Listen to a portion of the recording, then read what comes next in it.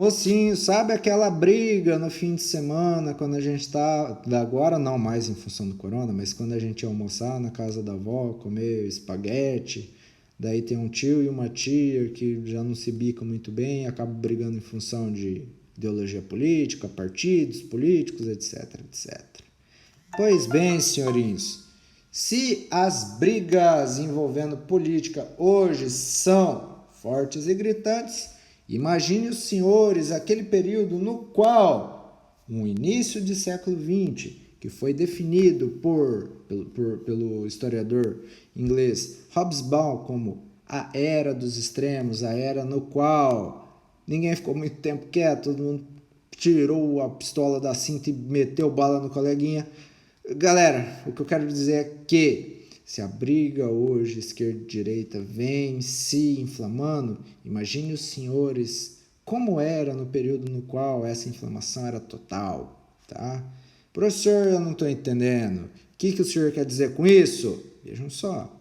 Em 1936, o primeiro-ministro, Manuel Azaña, realizou uma série de reformas, pessoal, uma série de reformas de viés progressista. Como eu já mencionei, até então, o parlamento, referente àquilo que ficou conhecido como a Segunda República na Espanha, era marcadamente progressista, de viés liberal, ou seja, enquadra-se no espectro daquilo que hoje é conhecido como esquerdismo. Tá? Professor, quais os elementos a partir dos quais a gente pode dizer se um governo é de esquerda ou não? Galera, a gente pode definir aquele governo como de esquerda pelo fato de que Azaña, o primeiro-ministro naquele momento, realizou uma ampla reforma agrária. Tá? Ele também lutou para separar o Estado e a Igreja, pois acreditava que uma educação laica era o fundamento de uma Espanha que poderia se transformar e sair daquela situação de catástrofe na qual estava. Ele também ampliou a autonomia de países que não se reconheciam como parte de uma unidade, como a mencionada Catalunha e também o País Basco, senhores. Países que até hoje brigam pelas suas independências, mas eu não vou me aprofundar mais nisso.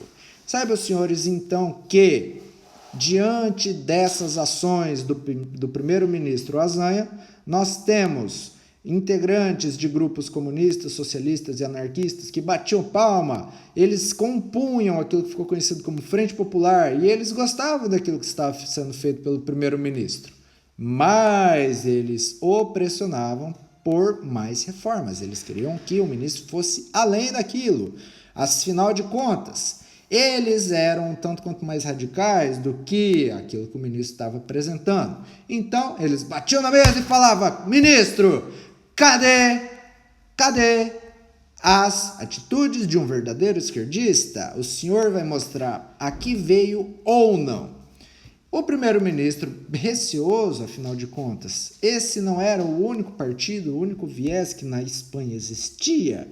Lembrem-se, senhores, esse período foi marcado pela violência e pelas desavenças políticas. Não havia maneiras de o primeiro-ministro atender às demandas de um único grupo, sendo que o outro, bastante bravo, poderia a qualquer momento reagir. Os falangistas, senhores, fizeram de tudo para conter essas reformas e também diminuir a influência e o poder de quaisquer setores ou grupos que estivessem associados à esquerda ou, de alguma forma, ao comunismo, ao socialismo, ao marxismo, dentre eles, grupos de trabalhadores e sindicatos. Os falangistas brigaram muito para impedir que essas mudanças, essas transformações, essas reformas continuassem acontecendo e que aqueles grupos fossem ganhando cada vez mais poder. É então, senhores, que em 17 de julho de 1936 o bicho pegou de vez. Essa desavença envolvendo de um lado esquerda e de outro direita fez com que entrasse na jogada o exército, tá? Um golpe militar é posto em prática, então, pelo general Francisco Franco. Esse senhor e o seu levante militar foram os responsáveis pelo início da Guerra Civil Espanhola. Moços e moças, os republicanos que estavam no poder, bem entre parênteses, conseguiram conter, repito, parcialmente os avanços de Franco. Mas a ira de Franco não pode ser contida por muito mais tempo. Afinal de contas, ele mobilizou, ele contou com o apoio e a ajuda de setores das Forças Armadas, vários outros quartéis passaram a lutar ao lado de Franco. Ele também tinha nas suas tropas paramilitares falangistas e ele também contou com o apoio, senhores, de ninguém menos do que o governo autoritário agora de Portugal, Itália de Mussolini e da Alemanha nazista. Apoio esse, senhores, que não se resumiu a tapinhas nas costas e vai lá, Franco, a gente está do seu lado. Não, senhores, esse apoio significa soldados e armas. Nós temos a Itália fascista, a Alemanha nazista, nós temos também Portugal de Salazar, mais grupos falangistas e o exército espanhol, todos do lado de Franco. Não seria possível aos republicanos conter a força de todas essas frentes, senhores. É então que a Espanha é dividida de vez. De um lado, nós tínhamos brigadas esquerdistas lutando pela manutenção daquele governo republicano. Eram esses grupos apoiados por Stalin ou não, pela União Soviética ou não, mas uma coisa era comum entre todas elas. Elas possuíam, elas continham um teor esquerdista. Tá? Do outro lado, havia militares golpistas e falangistas. Militares golpistas no sentido de que nós temos o exército espanhol lutando para tomar o governo, tá?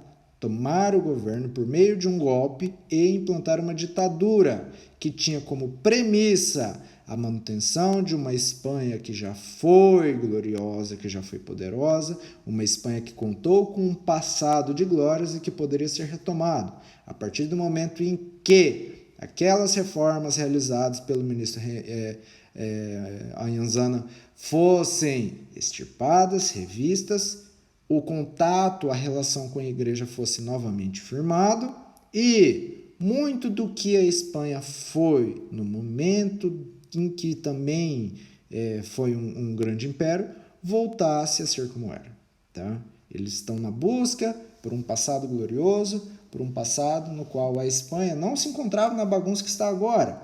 Então, o golpe fundamenta-se nisso, senhores. E no meio de toda essa guerra, muitas pessoas tentaram fugir do país, mas elas acabavam sendo barradas nas fronteiras e acabaram também permanecendo em campos de refugiados, inimigos políticos foram enviados para campos de concentração nazistas, enfim. Esse período, pessoal, foi marcado pela morte de aproximadamente 500 mil de pessoas na Guerra Civil Espanhola. Professor, aquele quadro do Picasso, Guernica, é uma representação desses confrontos? Sim, senhores. Saibam vocês que Guernica é uma pequena cidade espanhola, na qual um laboratório de horrores foi instalado. Pessoal, como vocês bem sabem, a Segunda Guerra Mundial está prestes a eclodir. Aliás, a Segunda Guerra Mundial está prestes a começar. Tá? Nesse momento, armas, técnicas, estratégias militares, novas estratégias de armas estão sendo testados. Guernica serviu como laboratório para a aviação da Alemanha nazista fazer experiências. A Luftwaffe experimentou seus novos bombardeiros naquela cidade em específico, o que culminou na destruição praticamente completa da cidade e na morte de seus habitantes. A pintura de Picasso de uma série de pessoas e animais deformados, despedaçados, representando por meio de seus olhares e seus rostos contorcidos a dor e o desespero, não são à toa, senhores. Essa é a representação nua e crua dos horrores provocados pela guerra, ainda mais por uma cidade repleta de inocentes que serviu como laboratório da Alemanha nazista, enquanto no teste de suas novas armas, de seus novos mecanismos bélicos. Professor, fala mais porque está muito empolgante. Eu falo, mas só no próximo bloco.